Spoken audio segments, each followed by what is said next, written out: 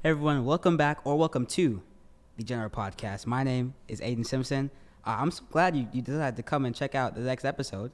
If you came back from the first one, I'm really excited to get into this. We got lots of stuff that I'm willing to talk about, willing to just like explore with you guys.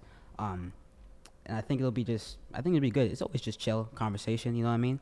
Again, this is my first time doing anything like this, so we're learning together because I honestly have no idea what I'm doing, but that's okay. It's okay. It's okay. You know, we'll learn together, so that's fine. So this episode is called Your Circle Matters. Okay, this episode's all about friendship, connections, the importance of having good friends around you. I'm sure, like, growing up, like, I know my parents have definitely lectured me about, oh, Aiden, make sure you know who your people are hanging out with, you know what I'm saying? I've seen that conversation happen to a lot. I think it's important to talk about, especially no matter where you are, you know, you're in high school, going to college, you know, middle school, anything like that. The friends you have really are important. So, speaking of friends, I got a friend with me today. You know what I mean? I got a friend who's helping me out. So he'll be here a lot. I'll have other people on the podcast too, but primarily for this first part, you're gonna hear his voice a lot. Mr. Michael Leto, let's clap it up for him. It's just me though. Side claps. Go ahead, introduce yourself, sir. Go ahead. Hey, thanks for having me. No problem. Appreciate it. Mm-hmm. Yeah, I'm the youth pastor here at this church. Yes, sir.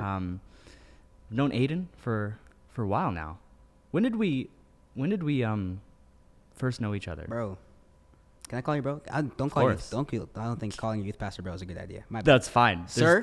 No. Bro, I did it again. It's okay. I didn't know. Just keep doing it. It's I'm fine. thinking, middle school? No, before that. Basically my whole life, no? Pretty much? Yeah, you were hearing kids, right? Yeah? Pretty much yeah. my whole life? Yeah. That's crazy. Dang. Those pandemic years are weird because things just stopped for like 2 or 3 years. Oh, the pandemic. What a time. But then I remember when we started youth again. Yeah. When I was becoming youth pastor, and then you and Mackenzie started coming back. Mm-hmm. Mackenzie's my sister, by the way. Yeah. If you don't know Mackenzie, she's great. Sometimes. No. I'm kidding. We're leaving that in. I'm That's kidding. Yeah, no, of course. You two started coming back, and I Yeah. remember there was like, I don't know if you remember this, but you were like easing into it a little bit. You know, there was a time, I think I was busy with like just life and soccer and stuff like that. I didn't really come to church all that much anymore. Yeah. But like I'm still here Sundays, but just not like youth or whatever. So Yes. yeah. Mm. Yeah, for sure. But then you, both you and Mackenzie, you kind of just took a hold of it and like made it a priority. Mm-hmm. And it's really awesome to see. Yeah.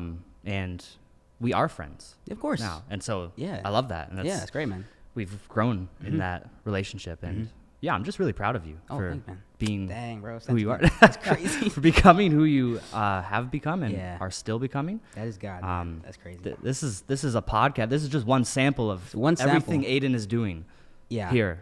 I'm exploring a bit, you know what I Yeah. mean? We're gonna see how this goes. I'm excited though. Yeah. I think it'll be good. Yeah. I think it'll be good. Okay. What was your experience with friends, you know, growing up? You've talked a lot about it in youth and your stories are always funny. Always great.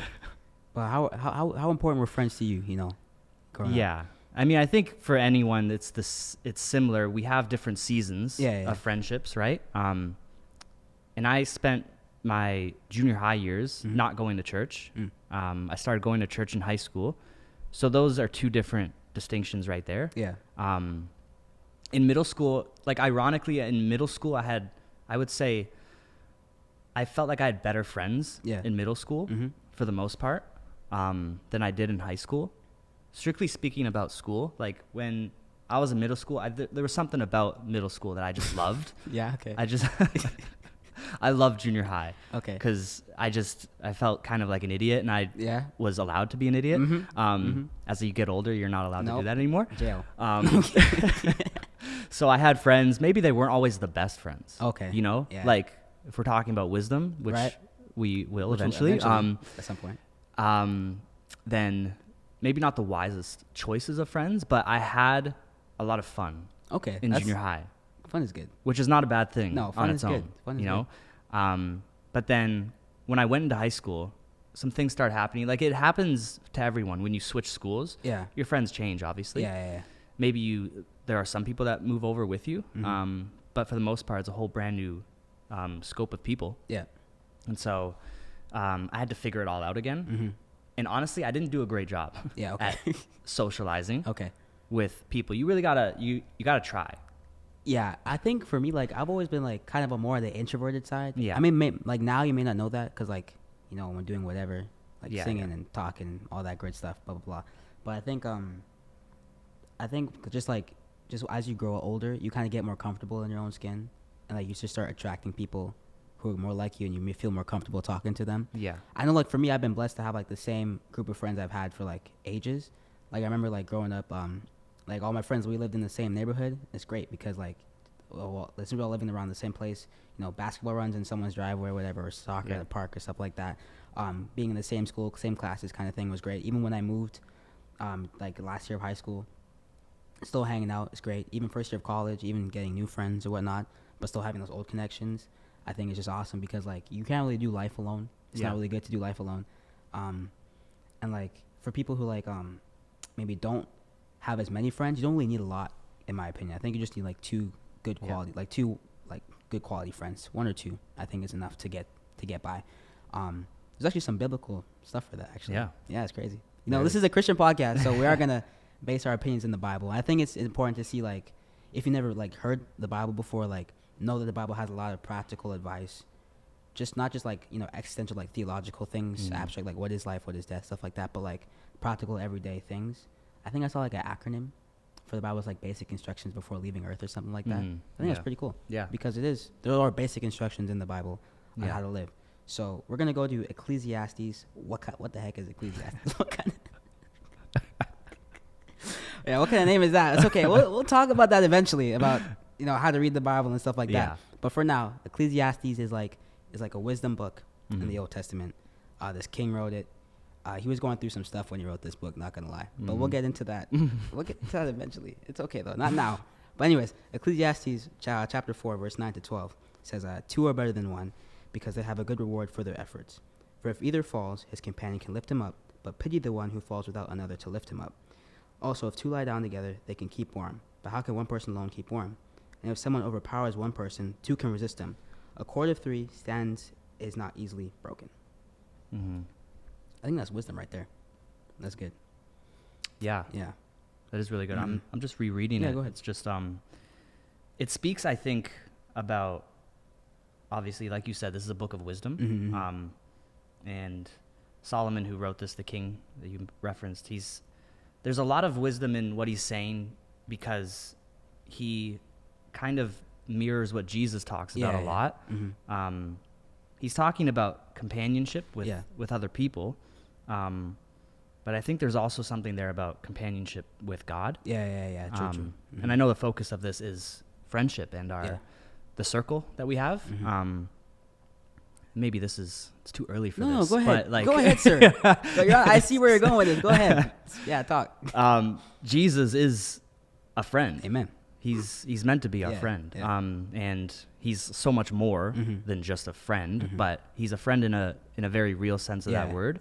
And I think there's a lot here we can dive into about us having strong friendships with other people in our lives, but also with Jesus, with God, who came down to earth to live among us and to show us what life can look like in his kingdom.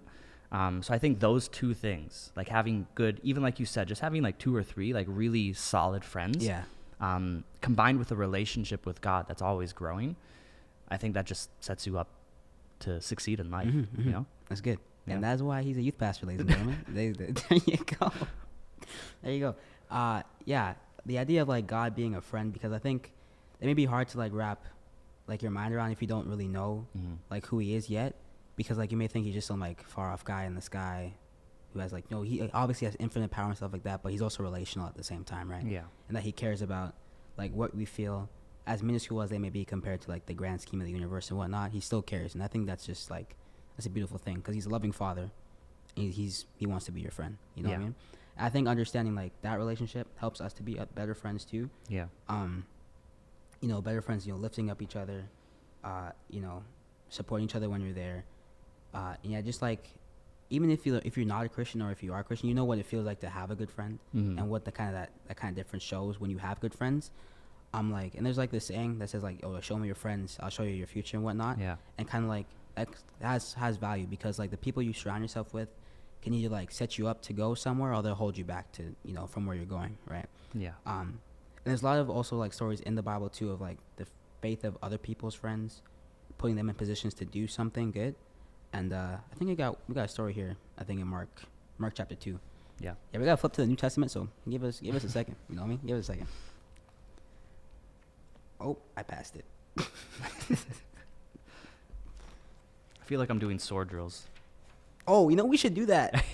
On Side the note, podcast? Sure, why not? Or like as a youth game. Oh, as a I youth feel like we should game. do that. We did it in junior high, remember? And Oh yeah. they were like, what is this? What is you this said, book? What'd you say? You said like Obadiah? Yeah. Michael. What junior high kid knows where Obadiah is? They've never heard that before. Bro, and like, oh yeah, and like, okay, we're in the series right now, off topic, in our church about dreams and whatnot. Mm-hmm. Our lead pastor, Pastor Brent Coulter, awesome guy, great guy, love that guy. He's our like starting verse is like in Habakkuk. Yeah. Like I knew the general area where it was, Yeah. but I think this was like the first time in like years where I almost had to go to like the table of contents in the Bible. Yeah, which is no shame in doing if you don't know where it is. It's okay. But yeah, I almost had to go there because I'm like, Habakkuk. Yeah. Where's that Like, again? where is that again? That's crazy. Okay, where am I at right now? Almost there. Oh, again.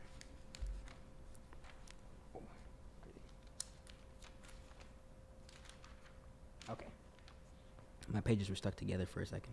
Okay, we got Mark chapter 2, verses 1 to 5. You want to read it this time? Sure. Go ahead. Yeah. 1 to 5, you said? Yeah. It says, when Jesus returned to Capernaum several days later, the news spread quickly that he was back home. Soon the house where he was staying was so packed with visitors that there was no more room, even outside the door. While he was preaching God's word to them, 4 men arrived carrying a paralyzed man on a mat. They couldn't bring him to Jesus because of the crowd, so they dug a hole through the roof above his head. Then they lowered the man on his mat right down in front of Jesus. Seeing their faith, Jesus said to the paralyzed man, "My child, your sins are forgiven." That's good. Yeah. So in this scenario, Jesus is obviously a very big, popular figure at this time. He still is now, obviously. But like back then, you'd be like celebrity status. Like who's your favorite celebrity? Do you got one? My favorite celebrity? Yeah. Oh, I gotta be careful. Okay. Okay. Who's your favorite celebrity? Uh. I'll gauge based on your answer. Okay. I don't know why I asked this question. Okay, let's say Michael Jackson, right? Okay. As an example, like Okay. his kind of like influence back then, like you saw the crowds and whatnot. Yeah.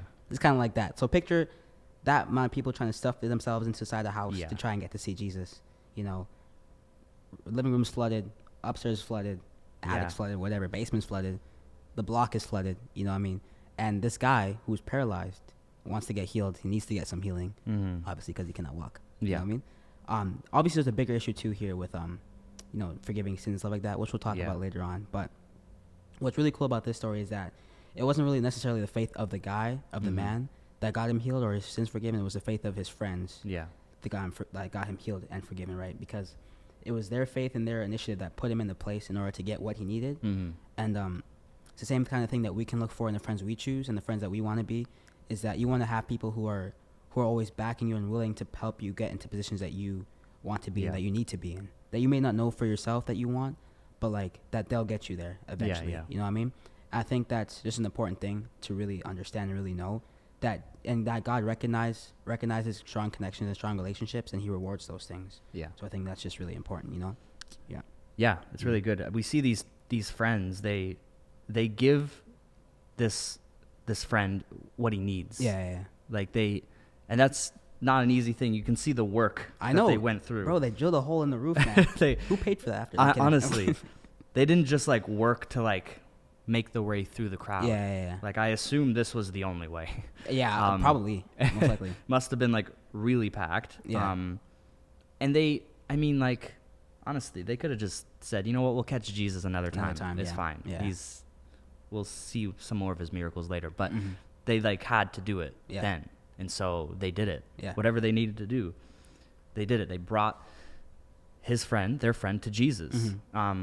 And I think for us, like, we should want to do the same thing, right? In some capacity. This is a little bit of an aside. Okay. For the church people. Okay. For the Christians. Talk to him, sir. Yeah. Go ahead. If you listening, yeah, you call yourself a Christian, a right. Jesus follower. Yeah.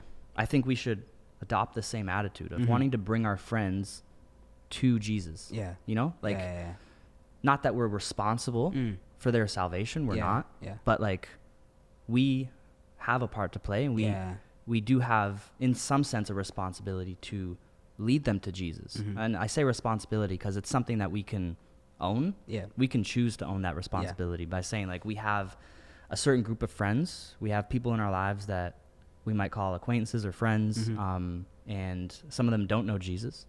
But we can bring them to Jesus just by introducing them to who Jesus is, whether that's through a conversation that you have or you literally bringing them to church and saying, here's someone else is going to present Jesus to you. True.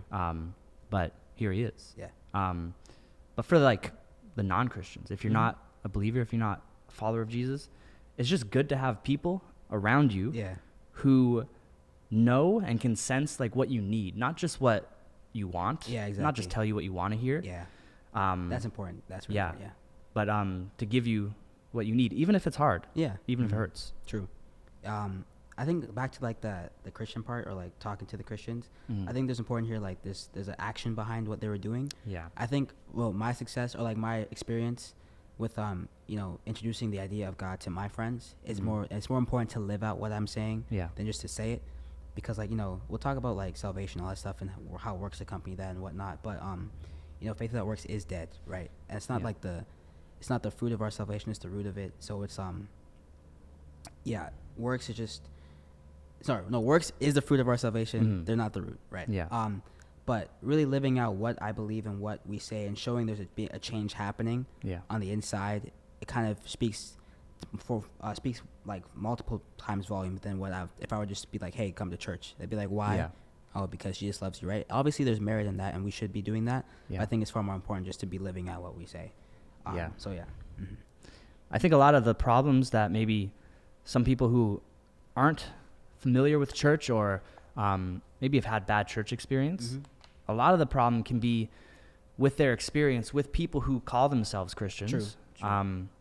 But don't back it up with their actions. Like you're saying, the actions are so important. And we see action throughout the Gospels, throughout the New Testament, of people who say they believe something, and Jesus encouraging and really calling people to action, to do something. Yeah. And I think, like, I understand if you're listening and you know a Christian or someone who says they're Christian and they say they believe certain things. Yeah. But that's all they talk about, is like what they believe. But then their actions sometimes don't line up. Yeah. And I understand that. Yeah. I understand the frustration with that. Yeah. Okay, that's good. So there are some points here that, based off what we just read and based off of like what we know about friends, that I kind of want to hit. Like, we know that being in the company of certain people will affect us in different ways and whatnot. Yeah. Depending on where you want to go in life, where you see yourself in life, our work ethic can get better or worse depending on who we surround ourselves with. I know, like, example, group project, practical thing, right? If I had to work with people I know well, people I get along with well, like, say, like a presentation I have to do, or a case study that I'm doing right now in my college course, right? Yeah. I know we're going to get that done because we work well together, and he's pushing me, I'm pushing him to get that done, right? But if you're working with someone who's slacking, we've all been there, right? A group presentation, someone is barely doing anything, right? Their name shouldn't even be on the presentation. They're just there, right? You know what I mean? And they say one line and you get the same grade. You don't like that feeling, right? You don't want to be that person either. So kind of like that whole idea of iron sharpens iron, like Proverbs says, right? Yeah. So yeah, our dreams too can get bigger or smaller depending on who we surround ourselves with. You never really know, because sometimes I know, depending on like who you're speaking to, like they could somewhat be jealous of what you're trying to do, and somehow be hindering the goals that you have set for yourself by like snipping them off really early, not encouraging you to go after and do something.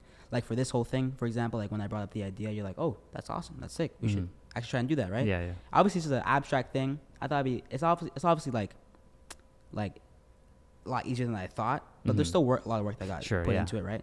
But having people around you who are willing to like push you and go forward and support the goals and dreams that you have are super important.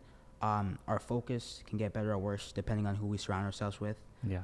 And basically the whole point of this is that the relationships we choose to have with people will have a direct impact on what our lives look like. Yeah. And I think that's, again, just who you surround yourselves with, kind of like your friends will, like, show me your friends, show me your future kind of idea still. That, like being conscious of who you allow to influence you, what influences you're taking in yourself, knowing who you are personally, what goals and ideas that you have, and understanding what it really means to have that kind of support system around you. I think is super important. Yeah.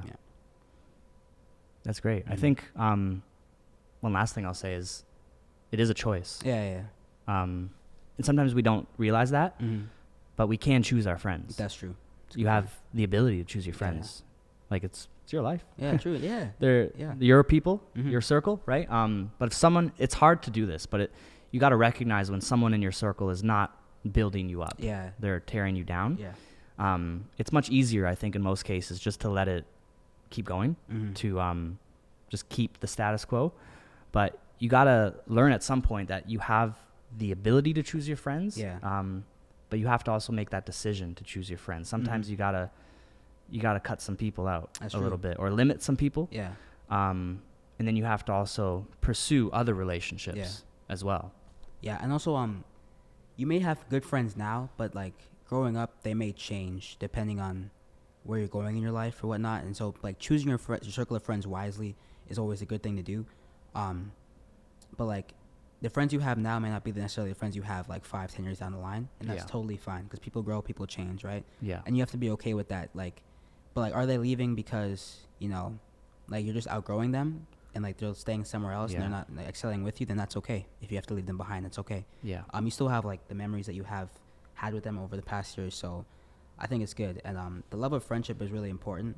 And I think just for everybody, whether you're Christian or non-Christian, understanding like the love of friends kind of helps you to understand the love of God, really, because that's him being your friend, but his love is just on an infinite level, infinite like grander scale than that, right? 100 times more. And allowing the love of God to be your foundation, like, helps you love people. And I think being a Christian and, you know, spending more time with him and getting my relationship with him deeper and stronger, right, has allowed me to love people better, because you start to see them from his point of view, right? So I think just allowing his love to be your foundation, it sets you up to have just success in loving other people. So all that being said, bottom line, remember this, your circle matters. Super important who you choose to include in your friendship, in your life. Don't just let anyone in because they can, but you have a choice in who you choose to be friends with, stuff like that. So anything else you gotta say? I gotta have something. No, if you don't have to, you don't want to. I mean, you speak for a living, so I mean, you don't for a living, you don't have to. I should be a professional. And we can honestly, I kind of like the comedic stuff of it. That's fine. Okay, fine. It's your podcast, man. We can leave that in. Leave it in. Nothing. Okay, cool. Okay, we're just gonna pick it up from here, I guess. Okay. Don't worry about it. Okay. Thank you guys so much for listening to this episode. We'll see you next time. Thank you so much for tuning in.